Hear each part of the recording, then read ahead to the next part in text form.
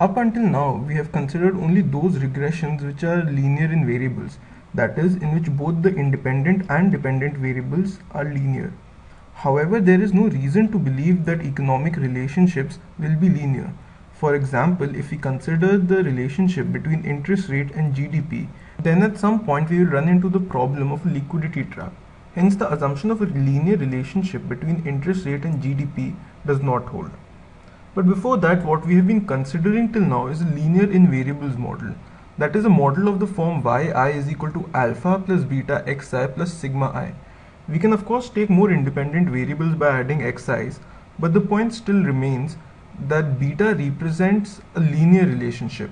That is, for every 1 unit change in xi, yi changes by beta units, keeping all other independent variables constant. That is ceteris paribus.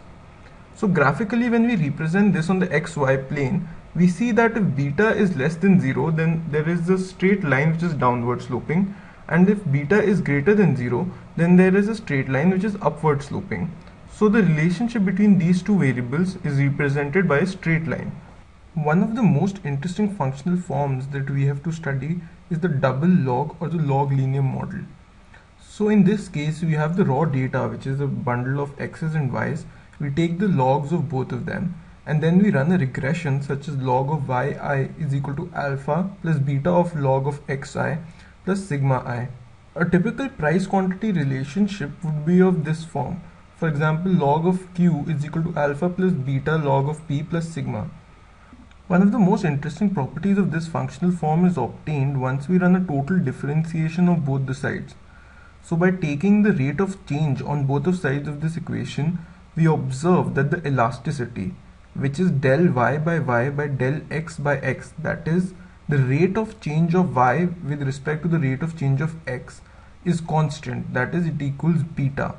So this is the reason why this is also called a constant elasticity model. The slope, as you can see, is beta into y by x. Hence the slope is dependent on the particular value of y and x on that point.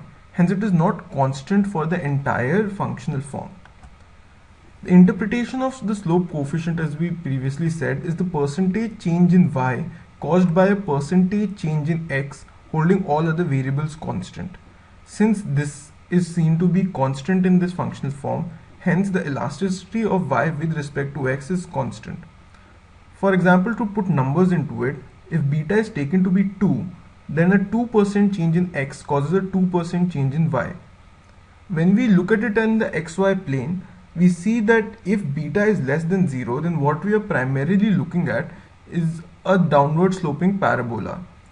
And if beta is greater than 0, then we have an upward sloping curve which eventually flattens out. Another important functional form is the log lin or the growth model form. In this case, we take the log of the dependent variable, that is log of yi, and we run a regression with the linear form of xi. So a typical log lin model would be like log yi is equal to alpha plus beta xi plus sigma I. One demographic relationship that will typically follow this functional form is between population and time. Since we expect that population would grow at a constant percentage per year, hence if we take the log of population and run a regression on time, then we will obtain a function as in log of population is equal to alpha plus beta t plus sigma. That is, the log of population grows at a constant rate with respect to t, which also means that population grows at an exponential rate with respect to t. That is, every year population is growing by beta %. So when we take the total differentiation of this functional form, what we obtain here is that elasticity and slope are both variable and not constant along the regression line. So when we look at it graphically, we obtain something like this. So when x represents time and y represents population, then we take a point, the reference point, which is time equal to 0. So if we take 1990 for example as the reference time, then 1990 would represent x equal to 0. At x equal to 0, y has a particular value which is represented by y naught. As time increases, y starts increasing at an exponential rate. That is, the value of y keeps increasing at an increasing rate. So the interpretation of slope coefficient in this case is the relative change in y caused due to a unit change in x, ceteris paribus. That is, if x changes by 1 unit, so if we increase time by 1 year, what is the relative or percentage change in y? Hence, say if beta equal to 0.02, then a 1 unit change in x causes a 2% change in y. What you can see in the graph is that neither the slope nor the elasticity of y with respect to x is constant. So the slope of y with respect to x is given by beta into y, and that is, it's an increasing function of y, whereas the elasticity of y with respect to x is given by beta into x, that is, it is an increasing function of x. The next functional form that we consider is the lin-log model, that is when the y's are in the linear form but the x's are in the log forms. Apart from the theoretical reasons behind using a log for one of the independent variables, this can also be justified when the yi is extremely sensitive to changes in xi. Once we take the total differentiation on both sides of the functional form, we observe again that elasticity and slope are not constants throughout the regression line. However, what we see is that instead of being directly proportional to either x or y, in this case they are inversely proportional to x and to y. So to put some more examples into it, we can take a case wherein alpha equal to 0 and beta is greater than 0. In this case, x and y have a positive relationship and the curve flattens out as x increases. In this case, the interpretation of the slope coefficient would be the absolute change in y caused due to a relative change in x, ceteris paribus. So consider a previous example between GDP and interest rate. In that case, if a beta had come out to be 0.05, then we can say that a 5% change in x causes a 1 unit change in y. That is, a 5% change in interest rate would cause a 1 unit change in the GDP. As we have previously shown by taking total differentiation on both sides, the slope of y with respect to x is given by beta into 1 by x, and the elasticity of y with respect to x is given by beta into 1 by y. The next set of models that we discuss are reciprocal models. In this case, instead of taking yi as a function of xi, we take yi as a function of 1 by xi. So in which case beta would represent the change in yi caused due to a unit change in the reciprocal of xi, ceteris paribus. As is obvious, it doesn't really hold any kind of significance. Except for telling us that there is an inverse relationship between y and x, beta doesn't really aid us in further analysis. What is more important in this set of models is the asymptotic property. That is, as xi tends to infinity, what happens to yi? So a couple of thumb rules is that as xi tends to infinity, yi tends to alpha, which is obvious because 1 by xi will then tend to 0 and hence yi will equal to alpha. As xi tends to 0, yi can either tend to infinity if beta is positive or minus infinity if beta is negative. Usually when we talk about reciprocal models, there is an underlying assumption that xi will be positive. However, that is not really important for whatever analysis that we do. But maintaining that assumption that xi is positive, we basically bother about 4 different types of graphs. So let us first consider these two graphs, in which case the common property is that alpha is greater than 0.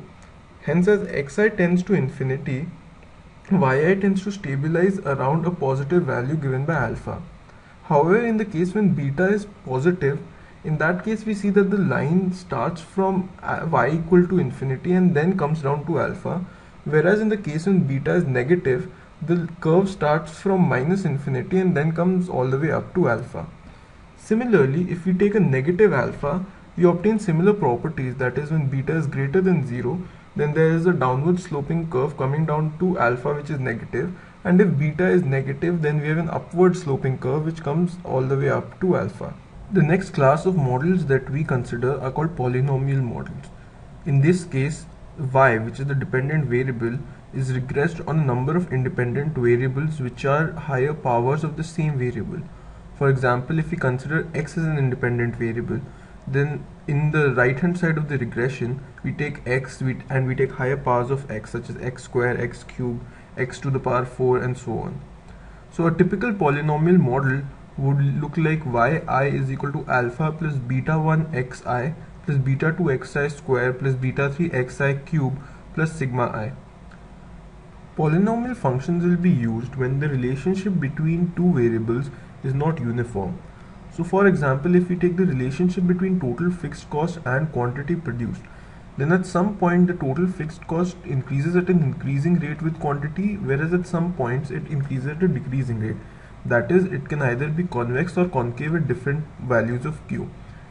Hence, take this example when on the xy plane we have plotted the total fixed cost and quantity. Initially, the relationship between total fixed cost and quantity is concave, that is, it is increasing at a decreasing rate.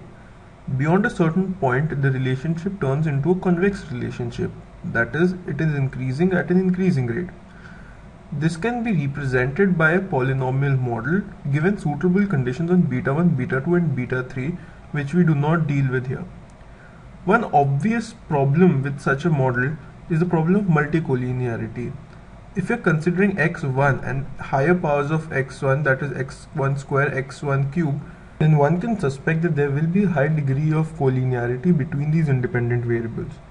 For example, if we take number of samples is equal to 10, then we see that the correlation coefficient between x1 and x1 square is 0.975, whereas the correlation coefficient between x1 and x1 cube is equal to 0.928. As the number of samples n increases, the correlation coefficient reduces, however it still remains significantly high. Hence the natural question arises that since we see such a high degree of multicollinearity, are the Gauss-Markov assumptions violated? You would remember that they aren't. Multicollinearity is a problem only if there is perfect multicollinearity, that is, when the correlation coefficient between two of the independent variables is equal to 1. In this case, we see that even though collinearity is very high, it is not equal to 1. Hence, the Gauss-Markov assumptions are not violated. Hence, whatever estimates of beta 1, beta 2 and beta 3 we obtain will still be blue, that is best linear unbiased estimators. So now we look at more properties of such polynomial function. The interpretation of slope coefficients is slightly tricky in this case.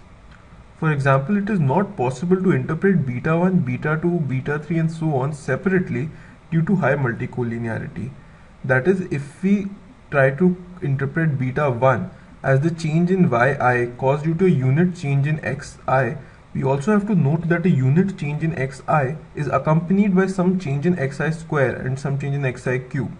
Hence, the interpretation of beta 1, which crucially depends on the assumption of ceteris paribus, that is, all other variables will be constant, cannot hold. Hence, partial slope coefficients in this case are meaningless. Also note that since we saw a very high degree of multicollinearity, hence we suffer from the basic problems of multicollinearity. That is, the t values of beta 1, beta 2, etc. are likely to be low and hence they are not very likely to be significant. Also note that if we try to convert a polynomial model by taking logs on both sides, that is a double log model, then instead of getting imperfect but high multicollinearity, we get perfect multicollinearity, in which case we cannot obtain independent estimates of beta 1, beta 2 and so on. The next class of functional form that we will study are regression through origin models. In this case, the regression line, which is still linear, is pivoted around the origin. While in the linear invariables model that we studied previously, the RSS was minimized by changing two parameters alpha and beta. In this case, alpha is fixed at 0 and we conditionally minimize RSS by changing beta. Hence, the RSS is not minimized with respect to what it would have been had we inserted a parameter alpha. Hence, since the RSS is not minimized, this has to be used only when there are very strong theoretical reasons to use a regression through the origin. For example, one such theoretical reason could be the Phillips curve.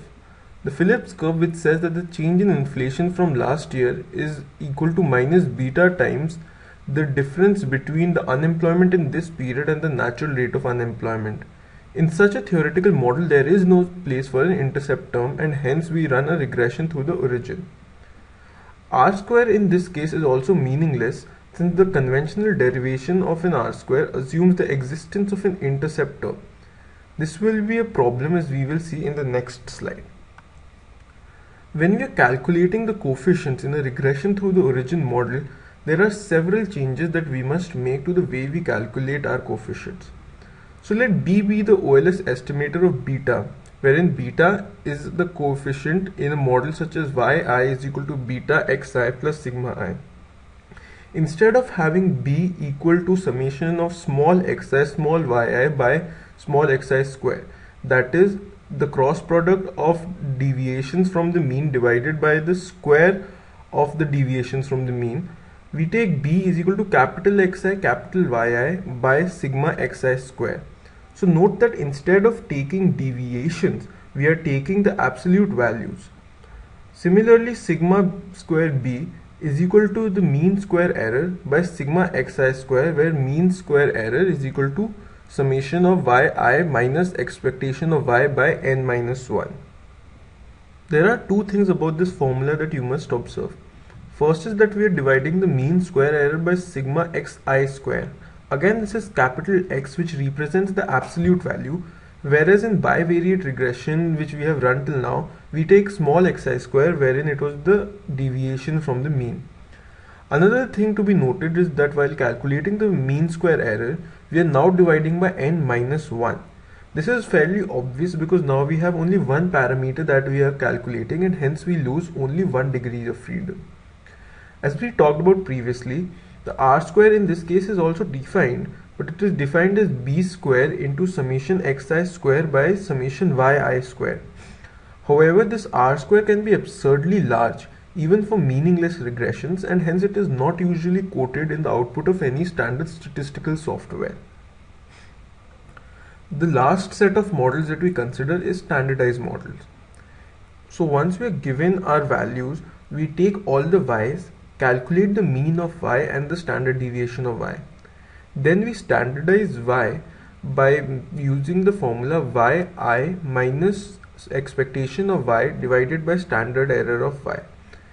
In this case, the yi's are turned into a more or less normal distribution, and hence this is the reason why it is called a standardized model. We use a similar procedure for x1s and x2s, and hence get a new set of variables which are the standardized variables such as yi star, x1i star and x2i star. Note that for each of these variables, what we are essentially doing is to subtract a constant which is given by the expectation of that variable, and then divide by the standard error of that variable, which is like dividing by any constant. Since given a sample, the expectation and the standard error are constant, hence what we are doing is to shift the origin and then engage in rescaling. Hence what we observe is that subtracting a constant does not change the absolute value of the coefficient, whereas dividing by a constant will change the absolute value and standard error by the same fraction, and hence does not change the overall significance. What that means is that if beta in a linear and variables model was significant earlier, it will still continue to be significant now. However, the absolute value of beta will change, but this change will also be matched by a change in the standard deviation of beta of an equal magnitude. We would use standardized models when, for example, we want to study the effect of a 1 unit standard deviation change in x on y. This brings to an end our discussion of functional forms. Note two things which are important in the case of functional forms. The first is to know when to use which particular functional form. Hence, if we are interested in finding out the elasticity between two variables, then we should use a double log model. The second important thing is to know what is the interpretation of the slope coefficients. Hence, if we are talking about a lin log model, then we should know that the slope coefficient represents a percentage change in x's causing a unit change in y. That is all that we have to say about functional forms.